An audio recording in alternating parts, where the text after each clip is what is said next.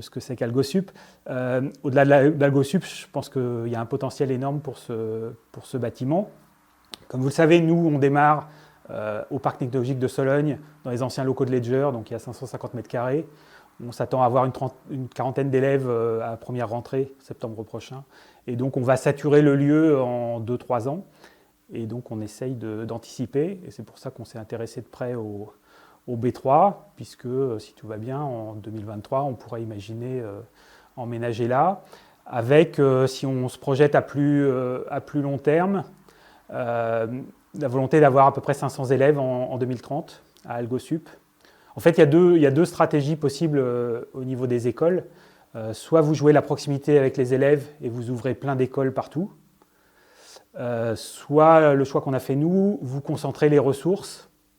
Et en fait, AlgoSup sera la seule, le campus de Vierzon sera le seul campus en Europe. On aura peut-être des AlgoSup sur d'autres continents à terme. Mais la volonté, c'est de concentrer toutes les ressources sur Vierzon, parce qu'on veut des intervenants exceptionnels et qu'on considère qu'on ne peut pas avoir des intervenants exceptionnels s'il faut qu'ils soient à 10 endroits en même temps. Enfin, on ne peut pas être à Poitiers, Limoges, Albi. Vous voyez l'idée. Donc Vierzon, c'est pour nous une façon de concentrer les ressources, sachant qu'on n'est quand même pas très loin de Paris, qu'on est très bien desservi par le train, par l'autoroute, et que surtout, il y a beaucoup d'espace. Donc il y a moyen de se développer à Vierzon sans être limité par la place, ce qui est la problématique de toutes les écoles d'informatique. Donc le B3, moi j'ai des ambitions pour le B3, des ambitions numériques qui vont au-delà d'AlgoSup. Donc on vient de parler de l'aspect AlgoSup. Quand on aura 500 élèves, on occupera probablement une nef ou deux. Il y a encore un certain nombre de nefs. Nous, on a un volet recherche aussi. Je pense que c'est très important qu'on ait un chercheur en résidence à AlgoSup sur les aspects neurosciences ou sciences cognitives, pour en fait transposer des découvertes récentes sur le fonctionnement du cerveau en outils pédagogiques. Et donc, ce chercheur, il faut qu'il soit aussi dans les murs pour qu'il y ait cette émulation, ces synergies.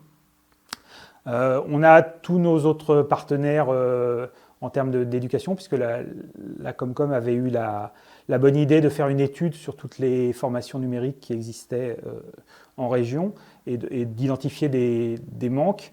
Et en fait, à travers ce bâtiment, on va avoir aussi le CNAM qui va proposer des nouvelles formations. Moi, je discute beaucoup avec l'INSA, qui a déjà un campus à Blois et à Bourges. D'être à Vierzon, c'est extrêmement naturel. Et donc, il y a des choses à faire au-delà d'AlgoSup dans le monde de l'éducation sur le numérique, bien sûr. Et je pense qu'on peut aller encore plus loin, c'est-à-dire qu'on peut imaginer un espace d'incubation. Quand on voit ce que fait Éric Larchevêque pour M6, on se dit qu'il pourrait le faire aussi à Vierzon. Donc peut-être créer un fonds d'amorçage où on serait assez sélectif sur les startups qu'on accueille dans cet environnement, mais en tout cas on leur propose du clé en main en termes de mentoring, donc avec des gens qui ont vraiment une expérience de l'entrepreneuriat numérique international, de l'hypercroissance, etc. Des locaux, des facilités pour recruter des anciens élèves, etc.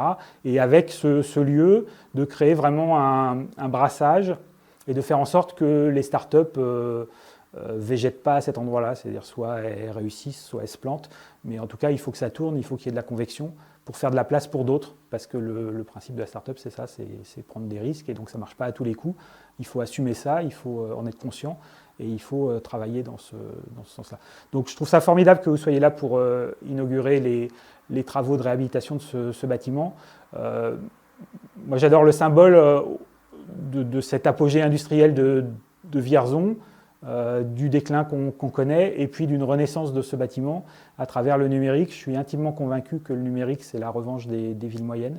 C'est-à-dire qu'en parlant anglais et avec une bonne connexion Internet, on peut innover, on peut travailler de n'importe où. Et à Vierzon, il y a tous les ingrédients, il y a tout ce qu'il faut pour que ça se passe bien et que ça ait des atouts qu'on ne trouve plus ailleurs et que donc ça dynamise le territoire. Donc bonne inauguration, encore désolé de ne pas être là, et puis j'espère qu'on se verra bientôt, peut-être sur Human Tech Days le 30 janvier. En tout cas, on peut parler de ce projet quand vous voulez. Merci.